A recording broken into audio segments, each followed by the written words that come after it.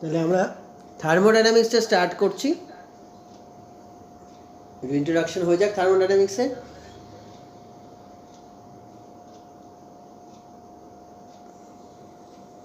Thermodynamics দেখো, mainly ফার্স্টে আমরা থার্মোডাইনামিক্সে দুটো জিনিস নিয়ে কথা বলব। এই যেটুকু জায়গা আমরা কভার আপ করলাম সেটাকে বলা হয় সিস্টেম, এবং কেমিস্ট্রিতে আমরা সিস্টেম নিয়েই বেশি কাজ করব।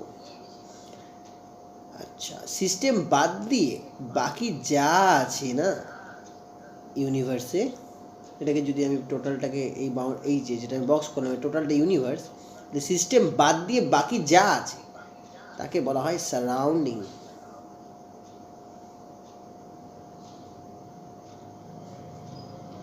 এই সিস্টেম আর সারাউন্ডিংকে যে আলাদা করে রাখছে, এই যেই এরিয়াটা বা যেই সার্কামফারেন্সটা, তাকে বলা হয় বাউন্ডারি।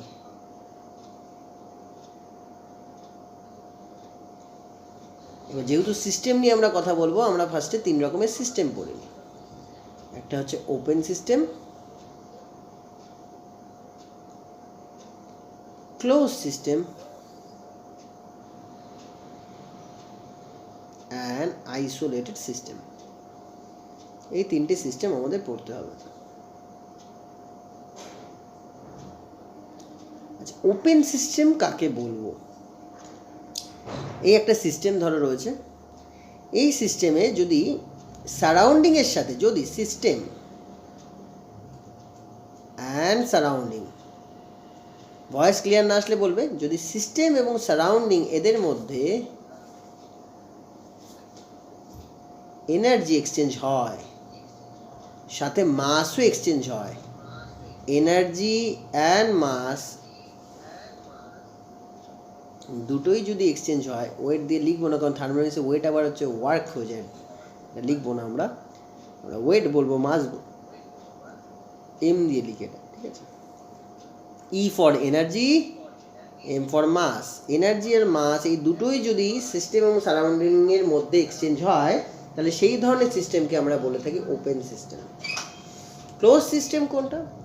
যেখানে সিস্টেম এবং সারাউন্ডিংয়ের মধ্যে এক্সচেঞ্জ যদি হয়, তো কেবলমাত্র এনার্জি এক্সচেঞ্জ হবে, মাস এক্সচেঞ্জ হবে না, তাহলে সেটা ক্লোজ সিস্টেম। আইসোলেটেড সিস্টেম কি? যেখানে সিস্টেম এবং সারাউন্ডিংয়ের মধ্যে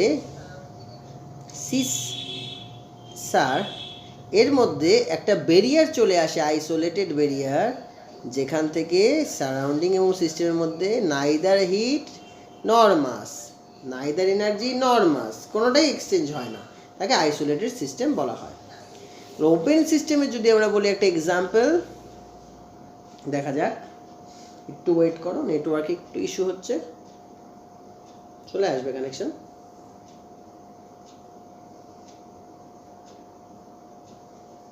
একটু ওয়েট করো।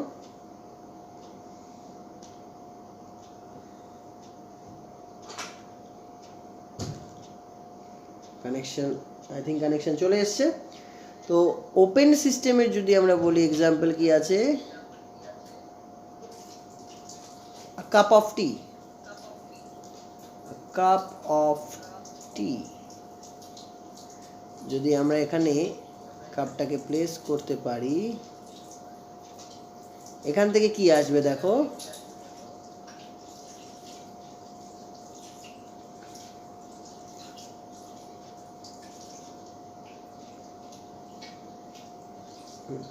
এখান থেকে কি হচ্ছে, এই যে ভেপারটা আসছে, ভেপারের সাথে কিন্তু মাস বেরিয়ে যাচ্ছে, আর এনার্জি তো অবশ্যই হিট এনার্জি হয়ে বেরিয়ে যাচ্ছে সিস্টেম থেকে সারাউন্ডিংয়ের মধ্যে। তাহলে কাপ অফ টিটা হচ্ছে এক্সাম্পল অফ ওপেন সিস্টেম। এটা ক্লোজ সিস্টেম দেখা যাক।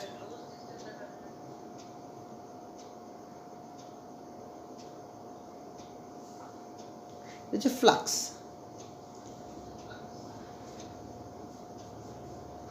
কিংবা তুমি বলতে পারো cup of T which is covered. তাহলে কিরমভাবে হচ্ছে, এটাকে যে ঢেকে রাখা আছে, ঢেকে রাখা আছে,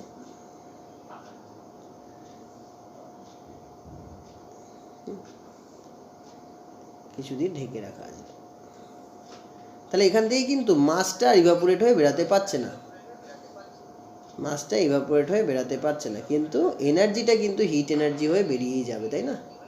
এনার্জি যেটা আছে সেটা কিন্তু হিট এনার্জি হয়ে এখান থেকে বেরিয়েই যাবে।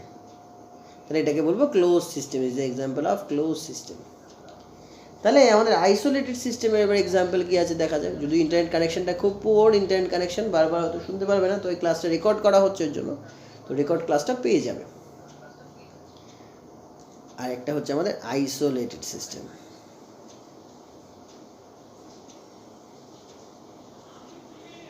আইসোলেটেড সিস্টেম হচ্ছে এক্সাম্পল যদি বলতে হয় সেটা হচ্ছে ইউনিভার্স। গোটা ইউনিভার্সটাই আইসোলেটেড, কারণ ইউনিভার্সের বাইরে কিছু নেই, যা আছে ইউনিভার্সের ভেতরেই আছে।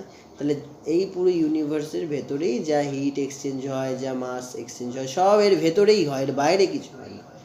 যা হয় এখান থেকে এর ভেতরেই আবার হিট সারাউন্ডিং কোনটা, এর ভেতরেই যা আছে সারাউন্ডিং, কারণ টোটালটাই তো ইউনিভার্স, ইউনিভার্সের ভেতরেই সিস্টেম অ্যান্ড সারাউন্ডিং আছে। তো এটাই কায়দা করে বলতে হয় যে ইউনিভার্সটাই হচ্ছে একটা আইসোলেটেড সিস্টেম, যার ভেতরেই সিস্টেম সারাউন্ডিংস রয়েছে। কথাটা বোঝা গেছে? একটুখানি অন্যরকমভাবে, কারণ পুরোপুরি কমপ্লিটলি আইসোলেটেড সিস্টেম কোনোদিনই পাবে না।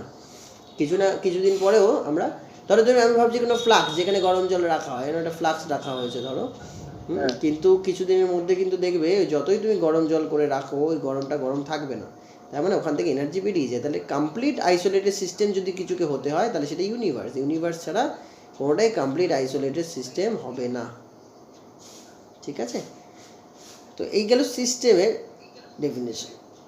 ঠিক আছে, এবার আমরা ফাংশনস নিয়ে কথা বলবো। ফাংশনস আর মেইনলি অফ টু টাইপ। একটা হচ্ছে স্টেট ফাংশন, একটা হচ্ছে path function. State and path,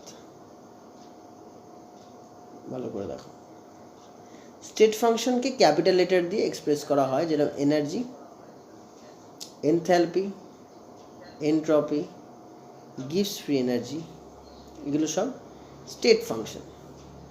path ফাংশনকে স্মল লেটার দিয়ে এক্সপ্রেস করা হয়, যেরকম ওয়ার্ক অ্যান্ড যেটাকে আমরা বলি হিট, কিউ, এগুলো সব স্মল লেটার দিয়ে এক্সপ্রেস করা হয়। তো স্টেট ফাংশন কি দেখো, সাপোজ একটা এক্সপেরিমেন্ট করা হচ্ছে যেখানে একটা আইস রাখা ছিল, আইসটা অবজারভারদের দেখানো হলো যে এই আইসটা রাখা আছে। তার 15 মিনিটের জন্য অবজারভারকে বাইরে বার করে দেওয়া হলো। 15 মিনিট পর তারা অবজারভাররা ব্যাক করলো, ব্যাক করে এসে দেখলো এই আইসটা আর আইস নেই। একটুখানি ভয়েসটা তোমরা বন্ধ করবে, তোমাদের রেকর্ডিংটা বন্ধ করো, অডিওটা বন্ধ করো, অডিওটা বন্ধ করো। তো কী ছিল? আইস ছিল, তারপরে আমরা হয়ে গেল ওয়াটার হয়ে গেল। সেটা মাঝখানে 15 মিনিট কী হয়েছে সেটা অবজারভাররা জানে না, বাট এটুকু দেখে কি বলতে পারো, ধরো এই যে আইস আর এই যে ওয়াটার, এটা দেখে কি বলতে পারো যে কার এনার্জি বেশি, আইসের এনার্জি বেশি না ওয়াটারের এনার্জি বেশি? কার এনার্জি বেশি? ওয়াটার। এক্স্যাক্টলি, কারণ আইসের ভেতরে যে মলিকুলস থাকে তাদের রোটেশনাল মোশন, কাইনেটিক মোশন অনেকটা বন্ধ হয়ে যায়। ট্রান্সলেশন মোশন, যেই মোশনগুলো থাকে, ট্রান্সলেশনাল, রোটেশনাল, ভাইব্রেশনাল, এদের মধ্যে থেকে কিছু কিছু মোশনস বন্ধ হয়ে যায়, ডিগ্রিস অফ ফ্রিডম অনেক কমে যায় এদের। কিন্তু ওয়াটারের ভেতর রোটেশনাল মোশন চলতে থাকে, ট্রান্সলেশন মোশন চলতে থাকে, তাই জন্য এদের ভেতরে এনার্জি অনেক বেশি। অন্যরকমভাবে বলা যায়, যদি আইসকে আমি এনার্জি অ্যাপ্লাই করি, আইসের ওপর যদি এনার্জি অ্যাপ্লাই করি তাহলেই তো সেটা ওয়াটার হবে। তাহলে আইসের এনার্জি আগে ছিল, ধরে নিচ্ছি আমরা এর এনার্জি ছিল আগে E1, তারপরে আমরা কিছু একটা এনার্জি অ্যাপ্লাই করলাম এর উপর, তারপরে গিয়ে সেটা ওয়াটার হয়েছে, তার মানে ওয়াটার এনার্জি অবশ্যই E2 হবে।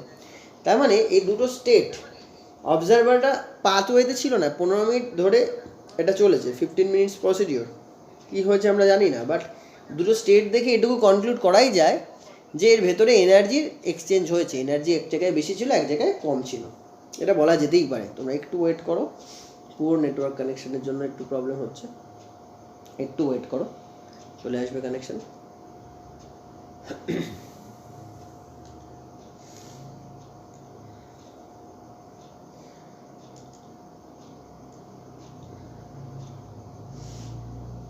কানেকশন চলে এসছে, কানেকশন চলে এসেছে। তাহলে আমরা কি বললাম, এই যে আইস রাখা ছিল এখানে আর কিছুক্ষণ পর দেখলাম সেটা গিয়ে ওয়াটার হয়ে গেল। এই দুটো স্টেট, অনলি স্টেট, এই স্টেট, এটা ফিজিক্যাল স্টেট হচ্ছে সলিড স্টেট, আর এই ফিজিক্যাল হচ্ছে লিকুইড স্টেট। লিকুইড স্টেট, এই দুটো স্টেট থেকেই কনক্লুড করা যাচ্ছে যে এর ভেতরে এনার্জি বেড়েছে বা কমেছে বা এনার্জি চেঞ্জ হয়েছে। তাহলে এই যে energy, this energy is a state function, energy is a state function. কেন? দুটো স্টেট দেখেই বলে দেওয়া যায় যে, বা দুটো ডিফারেন্ট স্টেট দেখেই বলা যেতে পারে যে এনার্জি এক্সচেঞ্জ হয়েছে। যদি একটা লিকুইড থাকে, সাপোজ ধরো একটা লিকুইড আছে, কিছুক্ষণ পর দেখা গেল সেটা গ্যাস হয়ে গেল, গ্যাস হয়ে গেল, তাহলে লিকুইড স্টেট আছে এখানে আর এখানে গ্যাসিয়াস স্টেট আছে।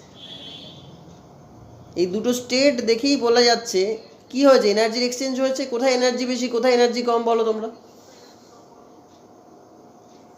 The energy of gas is higher than energy of liquid. Liquid and solid. হ্যাঁ, তার মানে কি দুটো স্টেট দেখেই বলা যায় যে এনার্জি চেঞ্জ হয়েছে, তাই জন্য এনার্জিকে বলা হয় স্টেট ফাংশন। আর এনার্জির সাথে রিলেটেড হচ্ছে এনথ্যালপি, এক্ষুনি আজকে আমরা পড়বো এনথ্যালপি।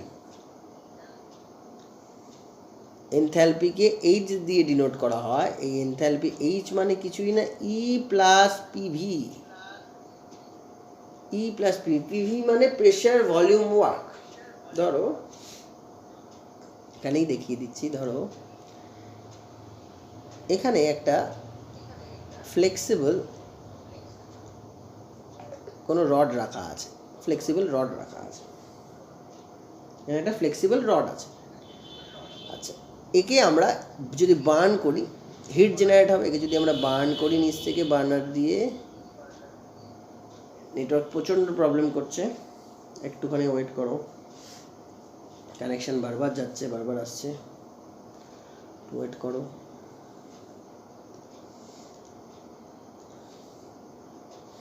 কানেকশন এসছে, আমরা দেখতে পাচ্ছি যে এই এনথ্যালপি, আমরা এনথ্যালপি পড়ছি, এই এনথ্যালপিকে এইচ দিয়ে ডিনোট করা হয়। এই এইচ মানে হচ্ছে E plus PV. PV means pressure volume work, পিভিকে বলা হয় প্রেশার ভলিউম ওয়ার্ক। প্রেশার ভলিউমে দুটো মিলিয়ে ওয়ার্ক। তোমার ভিডিওটা স্যার দেখা যাচ্ছে না, ভিডিও ভিডিও আসছে না, আমি দেখতে পাচ্ছি সেটা, একটু ওয়েট করো, দেখছি কানেকশনের প্রবলেম হচ্ছে কোনো একটা। এসে গেছে। তো এটাকে বলছে প্রেশার ভলিউম ওয়ার্ক, পিভি। তাহলে enthalpy H is equal to E plus PV. আমি এটাই বলতে চাইছিলাম, ধরো এখানে একটা কাগজ রাখা আছে, ঠিক আছে, এই কাগজটাকে বার্ন যদি করি হিট তৈরি হবে। আমি ধরো কাগজের নিচে বার্নার লাগিয়ে দিলাম,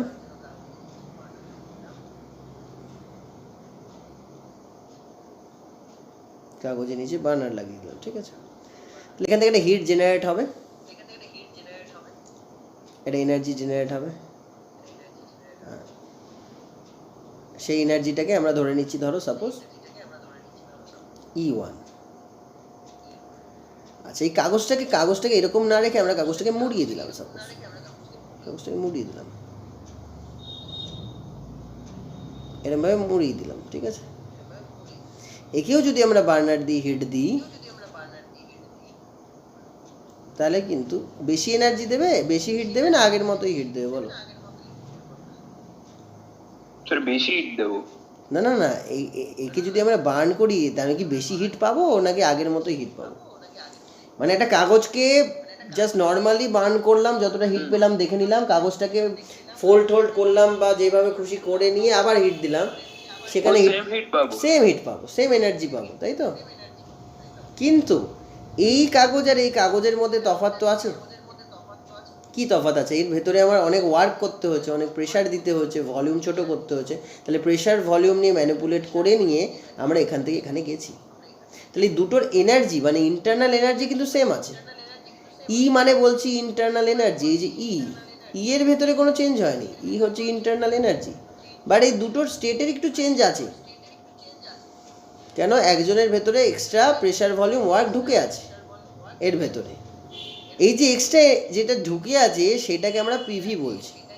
এক্সট্রা যেটা ঢুকেছিল সেটাকে আমরা পিভি বলছি।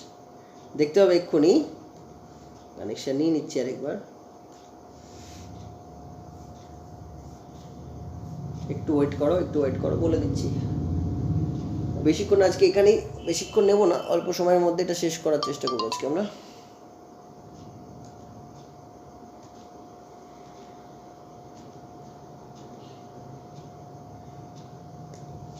অল্প সময়ের মধ্যেই চেষ্টা করব শেষ করার। তাহলে এখনই আমরা যেটা দেখতে পেলাম সেটা কি, দুটো থেকে ইন্টারনাল এনার্জি সেম, বাট তাদের ভেতরে একটাতে মানে যেটা মোড়ানো কাগজ ছিল তার ভেতরে একটু এনার্জি বা যাই হোক বেশি ছিল। এইটা কি, এটা হচ্ছে এনথালপি, আর কিছুই না। নর্মাল কাগজের ওপর আমি প্রেশার বা ভলিউম দিয়ে কিছু একটা ওয়ার্ক করেছি, এই যে ওয়ার্কটা ওর ভেতর ঢুকে আছে আর ওর যে নিজস্ব ইন্টারনাল এনার্জি, দুটোকে যোগ করে যেটা বলা হয় দ্যাট ইজ এনথালপি। তাহলে এনথালপি নিয়ে যদি আমরা কথা বলি তাহলে কোনো টার্মকেই বাদ দিতে হয় না, সব কটা টার্মকেই ধরা গেল। এর ভেতরে যে হিট করলে তো এর একটা ইন্টারনাল এনার্জি আছে যেটা বেরিয়ে আসবে, সেটা তো থাকছেই, তার সাথে যদি এর ভেতরে কোনো পোটেনশিয়াল এনার্জি যেটাকে আমরা কাজ করে বের করলাম, কাজ করে এর ওপর চাপিয়ে দিলাম, প্রেশার আর ভলিউম অ্যাপ্লাই করে যে চাপিয়ে দিলাম, সেই দুটোকে মিলিয়ে যেটা বলা হয় সেটাকে বলা হয় এনথালপি। থার্মোডাইনামিক্সে এনথালপির একটা খুব বড়সড় ভূমিকা আছে।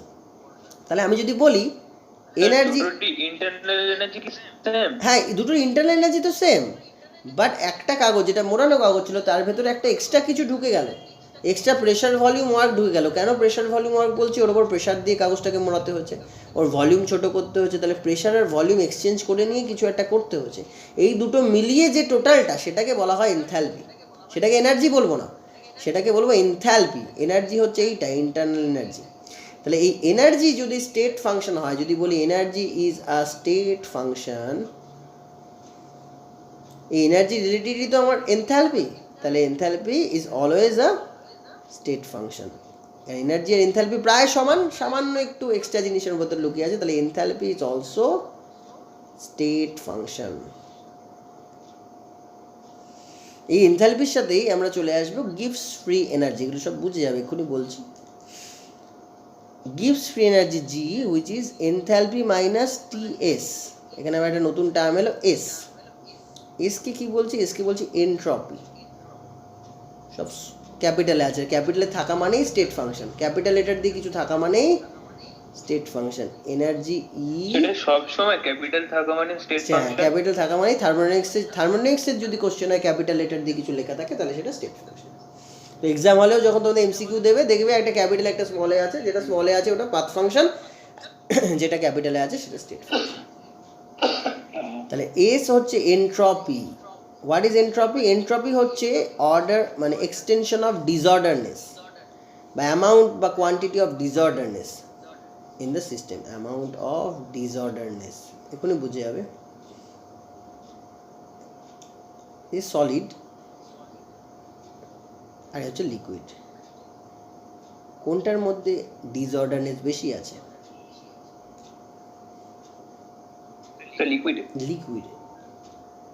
তার মানে লিকুইডের যে এনট্রপি, তাহলে যদি বলি entropy of liquid is greater than entropy of solid, entropy of gas is greater than entropy of liquid. তাহলে এনট্রপি হচ্ছে ডিসঅর্ডারনেস, যার ডিসঅর্ডারনেস বেশি তার এনট্রপি বেশি। একটা এক্সাম্পল দিলে আরো ভালো বুঝে যাবে। ধরো লেখা আছে এরকম ইকুয়েশনটা, C2H2 থেকে আমরা পাচ্ছি C6H6, এটাও গ্যাস, এটা লিকুইড বানানো হয়েছে। যাই হোক 3 মোলস এটার উপর কিছু অ্যাপ্লাই করা হয়েছে। অ্যাপ্লাই করতে হয় কপার 600 ডিগ্রি টেম্পারেচার যদি অ্যাপ্লাই করা হয় এর মধ্যে, তাহলে এটা ইথিলিন গ্যাস থেকে বেনজিন হয়ে যাবে। তাহলে এখানে 3 মোলস সাবস্টেন্স ছিল, রিঅ্যাক্টেন্ট চেম্বারে 3 মোলস সাবস্টেন্স ছিল, প্রোডাক্ট চেম্বারে 1 মোল সাবস্টেন্স এসছে। এখানে গ্যাসিয়াস সাবস্টেন্স ছিল, এটা লিকুইড হচ্ছে। তোমার কি মনে হয় লেফটে বেশি ডিসঅর্ডারনেস আছে না রাইটে বেশি ডিসঅর্ডারনেস আছে?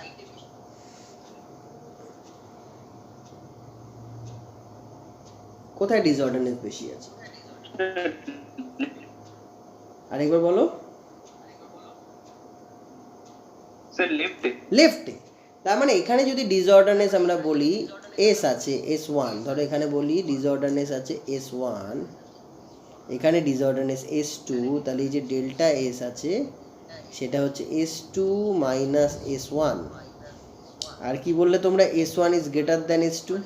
তাহলে S1 মানে নেগেটিভটা বেশি, পজিটিভটা কম, তাহলে এটা ওভারঅল নেগেটিভ। তাহলে entropy of the system negative বা এন্ট্রপি কমছে, এন্ট্রপি কমছে এই ধরনের রিয়াকশনে। বুঝতে পারলাম এন্ট্রপি কমছে কি করে?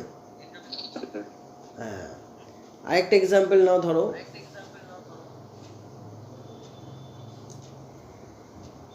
C+O2 হাফ O2 নিলাম, সেখান থেকে CO গ্যাস জেনারেট করলো। বলো লেফট হ্যান্ড সাইডে কতগুলো গ্যাস মলিকুল আছে? লেফট হ্যান্ড সাইডে কতগুলো গ্যাস মলিকুল আছে? স্যার দুটো। হাফ, আচ্ছা, এখানে 1। তাহলে কোথায় ডিসঅর্ডারনেস বেশি? রিঅ্যাক্টেন্টে না প্রোডাক্টে? রাইটে। তার মানে এখানে এন্ট্রপি ইনক্রিজ করেছে। প্রোডাক্টিভ। হ্যাঁ, প্রোডাক্টে। তার মানে এখানে এন্ট্রপি ইনক্রিজ করেছে, তাহলে এর যে ডেল্টা এস সেটা হচ্ছে পজিটিভ। ঠিক আছে, তাহলে ডেল্টা এস যেটা আছে সেটাও ক্যাপিটালে লেখা, এটাও হচ্ছে দুটো স্টেট দেখলেই বোঝা যাচ্ছে। যেরকম ধরো আমি এখানে রেখে দিচ্ছি, এখানে এইটুকু জায়গার মধ্যে করে দিচ্ছি, ধরো এখানে এই যে দেখলে এখানে সলিড আছে, এখানে লিকুইড আছে, দুটো স্টেট দেখেছি তো আমরা, সলিড স্টেট লিকুইড স্টেট দেখেই বলে দিলাম যে কার ভেতরে এন্ট্রপি বেশি, সলিড না লিকুইড, কার ভেতরে এন্ট্রপি বেশি? বলো কার ভেতরে এন্ট্রপি বেশি?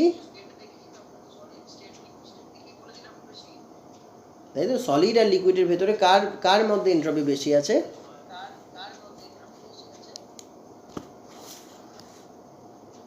অবভিয়াসলি লিকুইডে, কারণ লিকুইডের ভেতরে যে মলিকুলগুলো অনেক বেশি ছোটাছুটি করছে, অনেক বেশি কাইনেটিক এনার্জি রেখেছে, সলিডের থেকেও বেশি রেখেছে, তাই তো। তাই লিকুইডের এন্ট্রপি বেশি। এটা কি দেখে বললাম? দুটো স্টেট দেখেই বলে দিলাম, দুটো স্টেট দেখেই বলে দিলাম। তাই জন্য বলতে পারি এই যে এন্ট্রপি, এই এন্ট্রপিটাও একটা স্টেট ফাংশন। এই entropy is also a state function, is a state function. State দুটো দেখেই বলে দেওয়া যাচ্ছে, মানে initial state and final state, এই দুটো স্টেট দেখলেই বোঝা যাচ্ছে যে এদের ভেতরে একটা চেঞ্জ এসছে। তাই entropy is a state function. আবার দেখো এখানে যে entropy, entropy state function, enthalpy state function, তাহলে এই দুটো মিলিয়েই তো আবার গিভস ফ্রি এনার্জি আছে। ডেল্টা জিকে আমরা বলছি গিভস ফ্রি এনার্জি।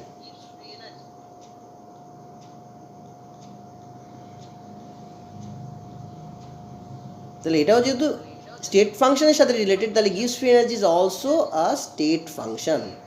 তাহলে এইভাবে আমরা বলে দিতে পারছি এগুলো সব স্টেট ফাংশন। তাহলে পাথ ফাংশন কী হবে? সব তো স্টেট ফাংশন বুঝলাম, তাহলে পাথ ফাংশন কী হবে দেখা যাক। দেখো আবার সলিড রাখছি এখানটায়, আইস, সেখান থেকে 15 মিনিটস আমরা টাইম নিয়েছি, অবজারভারকে সরিয়ে নিয়েছি, অবজারভারকে যখন ডেকে আনা হলো দেখা গেল এখানে লিকুইড হয়ে গেছে, এসব লিকুইড হয়ে গেছে।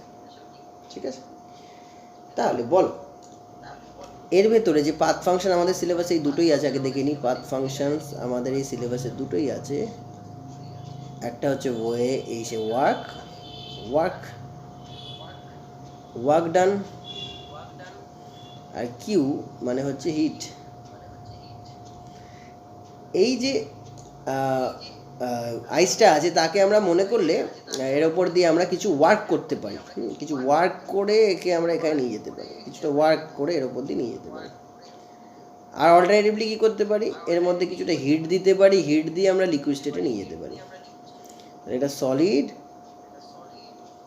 আর এটা হচ্ছে লিকুইড। তাহলে সলিড থেকে লিকুইডে যাওয়ার দুটো পাথ আছে, একটা হচ্ছে এর উপর ওয়ার্ক করে দিলাম কিছুটা, আর নাহলে আমরা এর উপর হিট অ্যাপ্লাই করি। এবার যে অবজারভারকে 15 মিনিট সরিয়ে নেওয়া হচ্ছে, সেই অবজারভার কি জানে যে এই আইস থেকে, এই যে আইস থেকে যে ওয়াটার হলো, এই আইস থেকে যে ওয়াটার হলো এটা কিসের দৌলতে হয়েছে? এটা কি ওয়ার্ক অ্যাপ্লাই করে হয়েছে না হিট অ্যাপ্লাই করে হয়েছে? এটা কি অবজারভার জানে যে 15 মিনিট ধরে আমরা কাজ করলাম? অবজারভার কি জানে কি অ্যাপ্লাই করেছে? না। তাহলে পাথওয়েতে যতক্ষণ না কেউ থাকছে সে বলতে পারবে না যে হিট অ্যাপ্লাই করা হয়েছে না ওয়ার্ক অ্যাপ্লাই করা হয়েছে। এটুকু বলতে পারবে যে হ্যাঁ এনার্জি চেঞ্জ হয়েছে, এটা উপর দিয়ে দেখেই বলা যাবে, স্টেট দেখেই বলা যাবে। তাহলে যেই যেই ফাংশনসগুলোকে এমপ্লিফাই করা যায় কি থেকে, দুটো স্টেট থেকেই যাদেরকে ডিসক্রাইব করা যায় তাদেরকে বলা হয় স্টেট ফাংশন। আর পাথওয়েতে থেকে যাদেরকে ডিসক্রাইব করতে হয় তাদেরকে বলা হয় পাথ ফাংশন। যেরকম ওয়ার্ক অ্যান্ড হিট, এটা হচ্ছে পাথ ফাংশন। কারণ অবজারভার যদি পাথওয়েতে না থাকে তাহলে সে বলতে পারবে না যে এটা ওয়ার্ক দেওয়া হচ্ছে না হিট দেওয়া হচ্ছে। সাপোজ ধরো এই সলিড থেকে লিকুইডে যেতে গেলে আমাকে 100 কিলো জুল হিট লাগে সাপোজ, তার মধ্যে হতে পারে এরকম যে 50 কিলো জুল আমি হিট অ্যাপ্লাই করেছি আর বাকি যে 50 কিলো জুল সেখানে আমি ওয়ার্ক দিয়েছি, হতেই পারে। কিংবা হতে পারে 80 কিলো জুল আমি হিট দিয়েছি, 20 কিলো জুল আমি ওয়ার্ক করেছি, এটাও হতে পারে।